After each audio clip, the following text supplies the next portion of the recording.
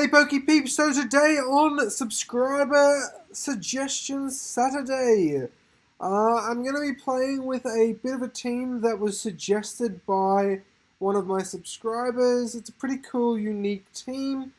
I've played a couple of games and they've worked out fairly well, so I'm just going to play those ones for you just to show you exactly how it works. And then once that's finished, we'll get into another game. So basically, this is how it works. You lead with Blacephalon and Sigilil. Sigilil? Siglif. Let's go with Siglif.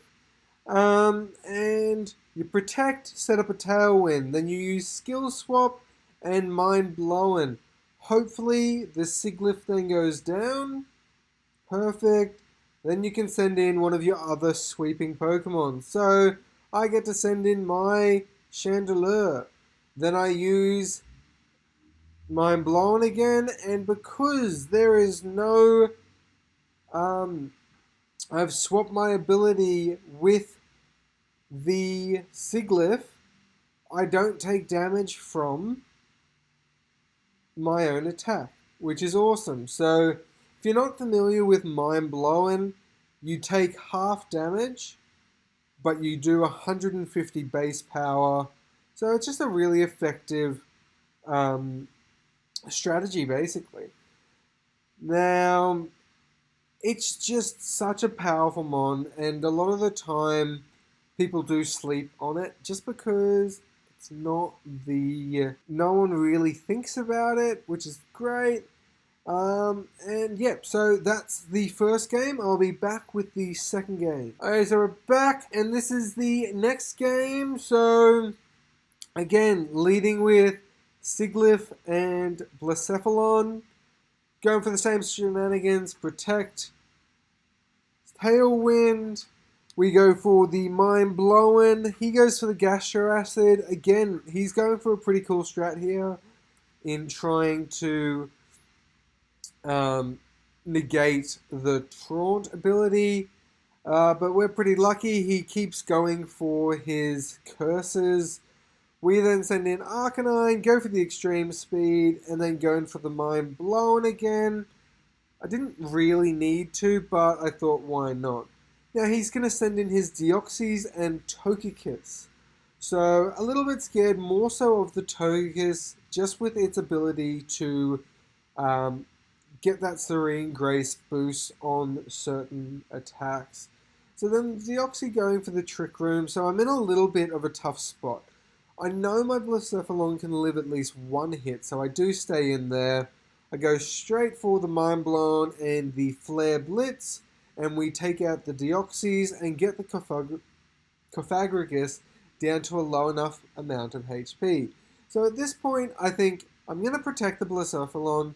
I'm fairly sure I can figure something out here because this Trick Room is going to be particularly hard because we do have the Scarfed Chandelure in the back. So I've swapped in the Oranguru knowing he's going to go for a Shadow Ball. Then I know he's going to go for the Thunderbolt, so I then switch as well. He goes for the Trick Room, ending it, but it was ending that turn anyway, so it wasn't really a big deal.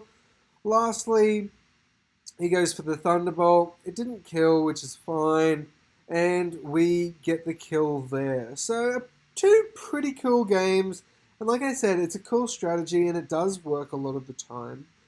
I think I might have time for another battle. If I do, I'll be back with that. Otherwise... Okay, Pokè Peeps, so basically I tried to find another game with this team. I waited for about 45 minutes. My laptop actually completely overheated and stuffed up, so instead of just waiting until I found a game and starting to film again, I've just recorded a couple of other games.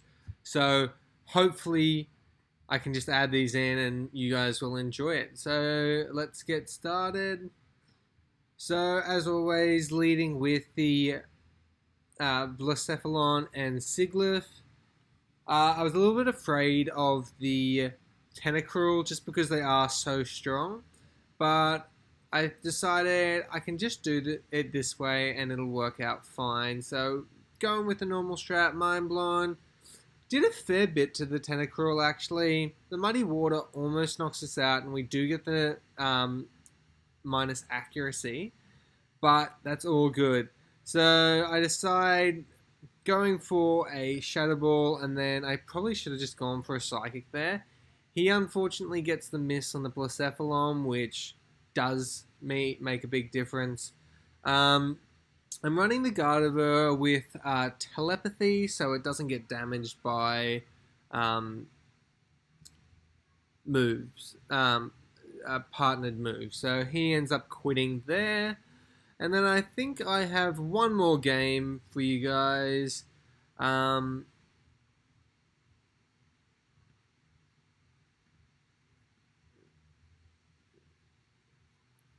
Okay, so leading again, Sigilyph, Blacephalon. He leads with his Cradily and Basculin. So that was a little bit scary.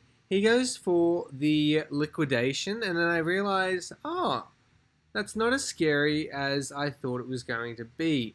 So I just go for my usual strat. I go for the Mind Blowing, does half to Cradily, and does a fair bit to the Lowen Marowak. I then go for the Mind Blowing. He switches into Chestnut, predicting the Shadow Ball. Well played on his part, but the Mind Blowing takes out both. He then sends in the Basculin and the Alolan Marowak. Now, this is where I think he made a bad choice. Going for the Chandelure. Yes, it was choice, but no, it was not by any means the most important Pokemon to go for. I was fairly lucky that I had my Tailwind up because that was the only way I was going to be outspeeding.